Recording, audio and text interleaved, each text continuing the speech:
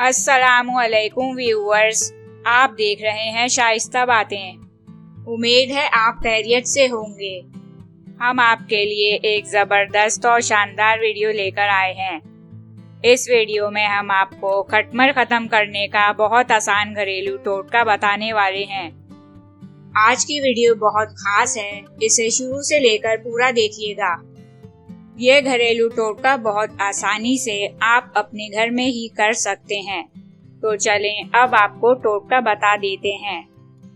प्याज की तेज खुशबू खटमलों को बुरी लगती है, इसलिए प्याज का इस्तेमाल उन्हें भगाने के लिए एक आसान तरीका है। सबसे पहले प्याज को छोटे टुकड़ों में काट लें। इन प्याज के टुकड़ों को खटमलों के होने वाली जगह पर रख दें। इन प्याज के टुकड़ों को रोजाना बदलना याद रखें, ताकि प्याज की ताज़ा खुशबू हमेशा खटमलों की जगह पर मौजूद रहे। फायदा: प्याज की तेज खुशबू खटमलों को दूर करने में बहुत असरदार होती है। आमतौर पर प्याज सबके घर में मौजूद होती है, लेकिन अगर आपके घर में नहीं है तो आप मार्केट से खरीद सकते हैं और ये एक आसान सस्ता घरेलू टोटका है।